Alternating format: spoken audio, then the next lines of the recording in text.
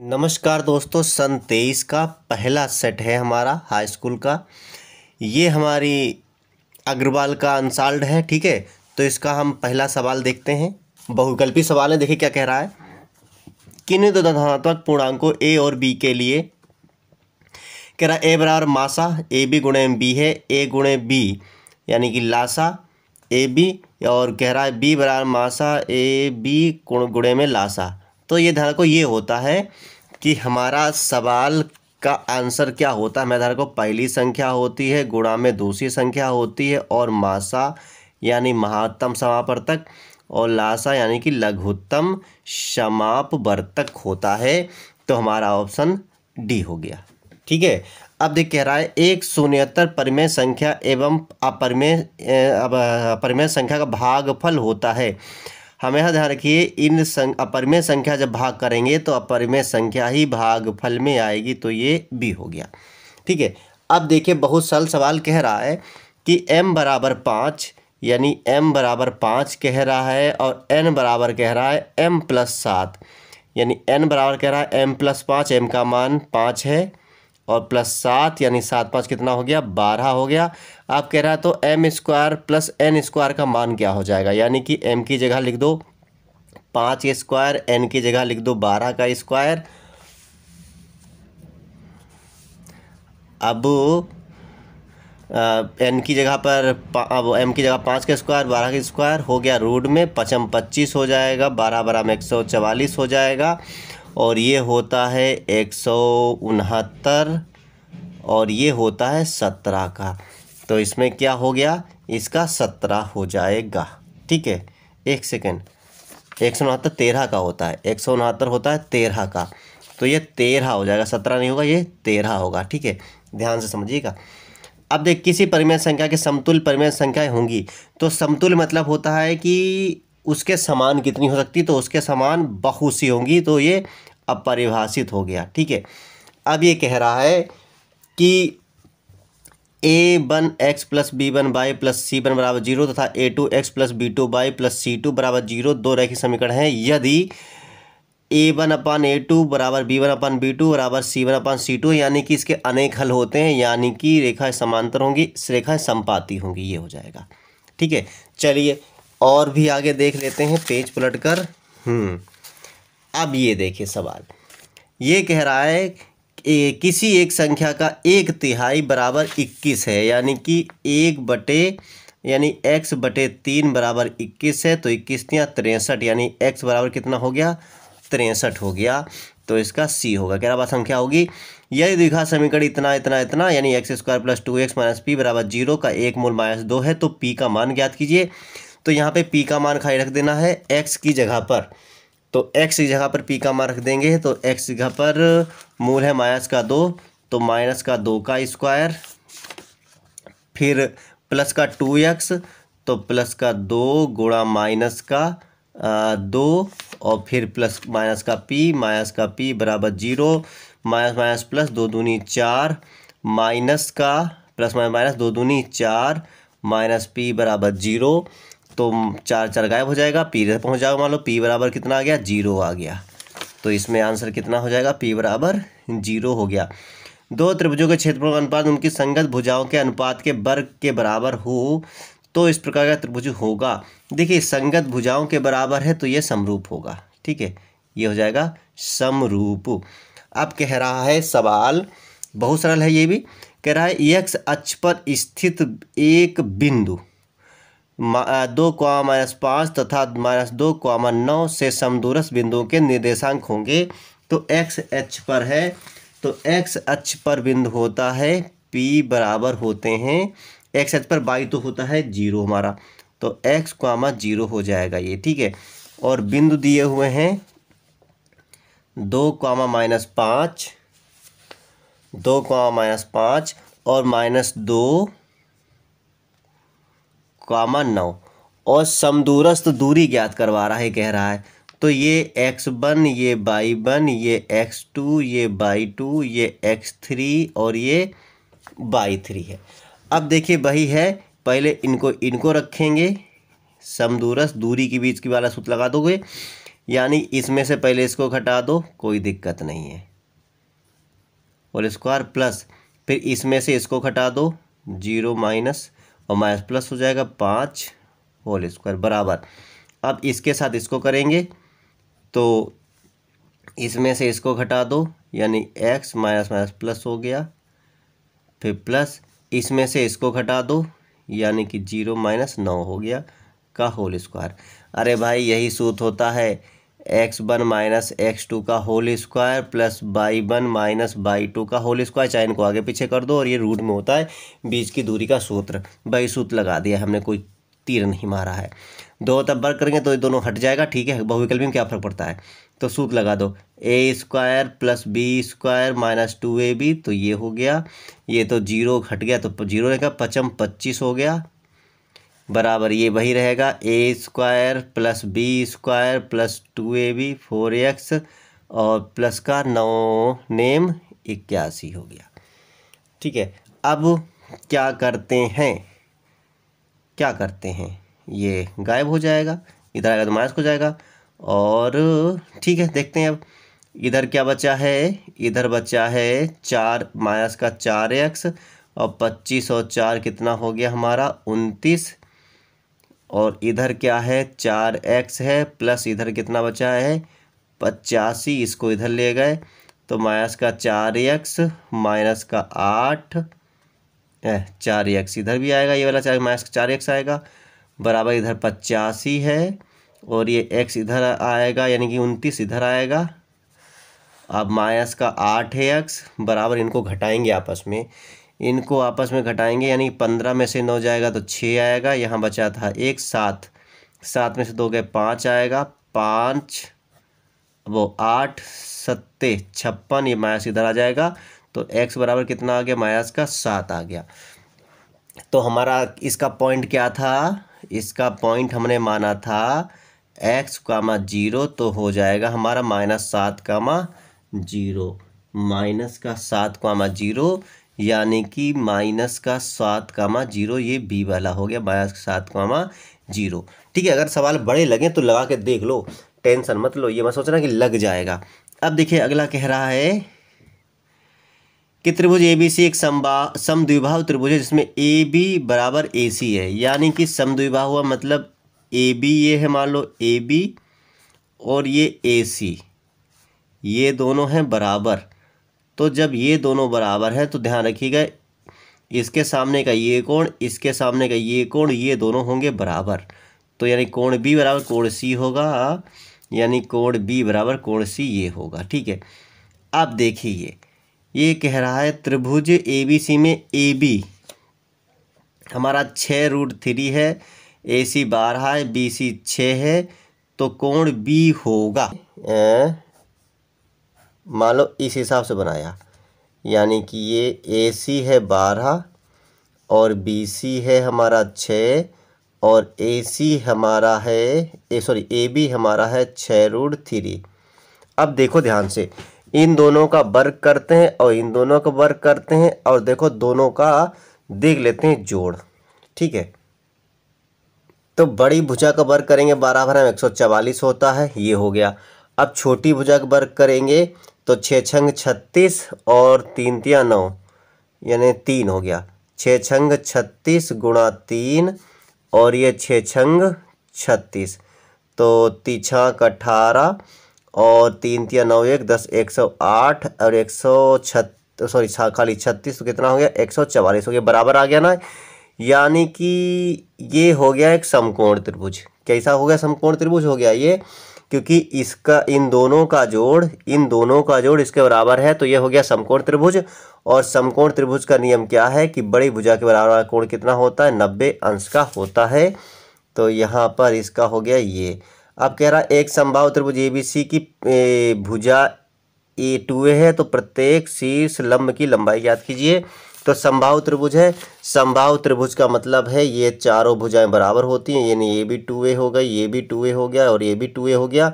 इनमें से प्रत्येक का लंब डाल दिया, इधर A बचा, इधर A बचा, तो ये कर्ण हो गया, ये आधार हो गया, लंब ज्ञात करवा रहा है। तो लंब बराबर सूत्र क्या होता है, इसका वर्ग करेंगे तो 2 दूनी 4 ए स्क्वायर माइनस फिर इसका वर्ग करेंगे खाली आधे का, तो ए स्क्वायर घटाएंगे आपस में तो हो जाएगा 3a स्क्वायर, और चूंकि स्क्वायर में होता है इसका रूट निकाल देंगे तो 3 रूट में चला जाएगा, ए स्क्वायर का ए बाहर आ जाएगा। ये हो गया है, क्योंकि सूत्र क्या होता है, लंब बराबर होता है कर्ण का स्क्वायर और माइनस का आधार का स्क्वायर। सूत्र होता है लंब बराबर होता है कर्ण का स्क्वायर माइनस आधार का स्क्वायर। वही हमने किया है, लंब बराबर हो गया कर्ण का स्क्वायर माइनस आधार का स्क्वायर और रूट के अंदर होता है तो ये निकाल दिया है। तो क्या है, a√3, a√3 ये हो गया। ठीक है, अब कह रहा साइन ए बराबर कास है, तो ए का मान ज्ञात कीजिए। बहुत सरल सवाल है कि साइन ए बराबर कास ए, यानी इसके साथ कुछ नहीं, एक है तो कास ए नीचे भेज दिया, साइन ए अपान में कास ए बराबर 1। इससे क्या नहीं, ये हो जाएगा 10 का मान, 10a बराबर 1 मान होता है 10 45 का, 10 गायब हो जाएगा तो a बराबर कितना आ जाएगा हमारा 45। ठीक है ना, तो a बराबर कितना आ गया हमारा 45 आ गया, तो a का मान 45 c हो गया। अब ये कह रहा है a बराबर 30, तो 1 + 10 स्क्वायर है और 1 + काट स्क्वायर a का मान ज्ञात कीजिए। तो इसको निकाल देंगे हम लोग। तो क्या कह रहा है, 1 + 10 स्क्वायर ए यानी कि 30 और 1 प्लस क्या कह रहा है, काट स्क्वायर ए यानी कि 30। अब देखें क्या होता है, बराबर 1 + 10 का मान होता है 1/√3 का होल, और यहाँ 1 + कॉट होता है 10 का उल्टा √3 का होल। अब इसको हल करेंगे, 1 + 1 ऐसे रहेगा, रूट का 3 हो जाएगा, अपान में 1 ऐसे रहेगा, प्लस में 3 हो जाएगा, 1 3 × 3 1 4, 4/3 और बटे में ये 4 हो गया है। इसको और कैसे लिख सकते हैं, इसको कन्फ्यूजन ना हो तो इसे लिखेंगे भागा में, इसे 4 लेंगे, कुछ नहीं 1 होता है, तो 4/3 गुणा में करेंगे, 1 ऊपर जाएगा 4 नीचे जाएगा, 4 से 4 कट जाएगा, बराबर बचेगा 1/3। तो 1/3 देखो इसमें है, 1/3 ये रहा। ठीक है, अब देखिए ये अगला कह रहा है, यदि एक गोले की त्रिज्या को दोगुना कर दिया जाए तो उसके पृष्ठीय क्षेत्रफल में होने वाले प्रतिशत वृद्धि ज्ञात कीजिए। तो गोले की त्रिज्या पहले थी r, ठीक है, और इसको अब कर दी गया 2r, तो पृष्ठीय क्षेत्रफल क्या होता है इसका, होता है 4πr²। ठीक है, तो इसका क्या हो जाएगा, यानी कि इसका हो जाएगा 4πr² का हो गया 2r², 2r का होल स्क्वायर, यानी कि हो जाएगा ये 4π और 2 दूनी 4r², यानी 4 चौको कितना हो गया 16πr²। अब देखिए क्या होता है, जो बड़ा होता है उससे कम घटाया जाता है, तो इससे इसको घटा देंगे। कितना फालतू हुआ, 4 था और 16 हो गया, यानी कितना फालतू हुआ, यानी कि 12 फालतू हुआ, 12πr² फालतू हुआ। तो पहले कितना था, जैसे बढ़ा हुआ मूल्य से जो पहले कितना था 4πr² और इसको 100 से गुणा करेंगे, तो ये एक चट कट गया, एक कट गया, 4 तियाँ 12 हो गया और 100 तियाँ 300% बढ़ गया हमारा। यानी कि ये देखिएगा इतना था और इतना हुआ है, तो बढ़ा कितना है, तो 12 बढ़ा ना, तो बढ़े हुए से जो पहले था उससे भाग किया जाता है गुणे में 100 करके, तो 300% हुआ, इसमें 300% है तो ये रहा 300%। ठीक है, अब कह रहा है दो वृत्तों के व्यासों का अनुपात इतना इतना है, वृत्त की परिधियों का अनुपात ज्ञात कीजिए। तो दो वृत्तों के व्यासों का अनुपात इतना है, यानी कि पहले वृत्त का व्यास हो गया 4 फिर 9, यानी कि 2, यानी पहले का है 4:9, यानी कि त्रिज्या क्या हो जाएगी, आधी हो जाएगी, यानी कि r1 बराबर 2 और इसकी हो जाएगी r2 बराबर हो जाएगी 9/2। अब क्या कह रहा है, परिधि के अनुपात। अरे परिधि के अनुपात क्या होगा, इसमें कुछ नहीं अनुपात होता है, इसमें सेम सेम रहेगा। क्योंकि हम सेम रहेगा, क्योंकि 2πr ही होगा और अनुपात में 2πr ही होगा। इसमें कोई बर्गर कुछ तो हो ही नहीं रहा है, कुछ भागा कुछ हो ही नहीं रहा, तो यही रहेगा अनुपात। ठीक है, तो इसका आंसर यही रहेगा 4:9। अब कह रहा है कि निम्नलिखित सारणी का माध्य होगा। अब ये माध्य ज्ञात करने कह रहा है, तो माध्य भाई निकाल दिया जाएगा, वर्ग अंतराल। तो सीधे यहाँ पे वर्ग अंतराल होगा, वर्ग अंतराल होगा, फिर मध्यमान होगा, मध्यमान होगा, फिर f होगा, ठीक है, और फिर fx होगा। तो वर्ग अंतराल क्या है, 0 से 2 है, 2 से 4 है, 4 से 6 है, 6 से 8 है, और 8 से 10 है, 8 से 10 है। इनका मध्यमान क्या होता है, 2 0 2 ही होता है, 2 का आधा 1 होता है, 6 होता है, 6 का आधा 3 होता है, फिर 5 हो जाएगा, फिर 7 हो जाएगा, और फिर 9 हो जाएगा। f दिया हुआ है प्रश्न में, ठीक है। f कितना दिया है, 3 1 5 4 7, 3 1 5 7 सॉरी 5 4 7, ठीक है, 3 1 5 4 7। अब fx क्या होता है, गुणा होता है, 3 इक्कन 3 हो जाएगा, 3 इक्कन 3 हो जाएगा, 5 25 हो जाएगा, 7 चौक 28 हो जाएगा, और 9 सत्ते 63 हो जाएगा। अब इन सबको क्या कर लेंगे, हम जोड़ लेंगे। तो 3 और 3 6, और फिर 5 6 5 11, 11 और 8 हो गया 19, और 3 हो गया 19 3 कितना, 22 का 2 हासिल 2, 2 2 4 2 6, और 6 12, 112 हो गया। इनको जोड़ेंगे, 3 1 4 5 9, और 7 4 11 20 हो गया, ठीक है। समांतर माध्य का सूत्र आपको पता ही होगा, ये संख्या ऊपर रहती है, यानी सिग्मा f1 x1 अपान में सिग्मा fi होता है, अरे बन नहीं होता है ये i, ठीक है। और यानी कि किसके बराबर होता है, समांतर माध्य के बराबर में होता है, यानी कि 122 बटे में 20, ये काटा यहाँ लगाया, 2 से काटा, 2 छंग 12, 2 इक्कन 2, 6.1, क्या 6.1 इसमें कहीं पर है, तो 6.1 ये रहा, यानी कि डी वाला ऑप्शन हो गया। अब देखिए, बहुत सरल सवाल अगला कह रहा है कि किसी बारंबारता बंटन का माध्य है 24.1 और बहुलक है 28, तो उसका माध्यक होगा। अब ये सवाल बहुत मस्त है, इसको कैसे लगाएंगे, तो देखिए ध्यान से। बहुलक बराबर होता है, बहुलक बराबर होता है 3, और माध्यक गुणे में होता है, ठीक है, और प्लस माइनस होता है 2 गुणे माध्य होता है।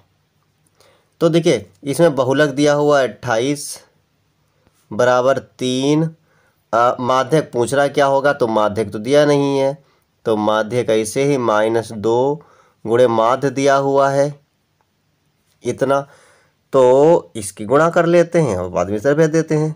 तो 28 बराबर 3 माध्यक माइनस 24 दूनी 48,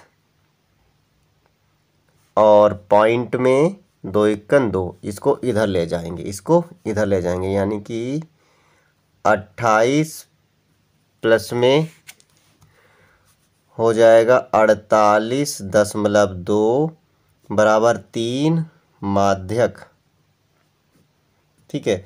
अब इनको जोड़ देंगे तो कितना जुड़ के आएगा, यानी कि तो माध्यक बराबर सोच लो, माध्यक बराबर इनको पहले जोड़ लेते हैं, तो 8 और 8 16 का 6, 4 और 2 6 1 7, ये पॉइंट में 2 ऐसे रहेगा, और ये 3 चला गया बटे में।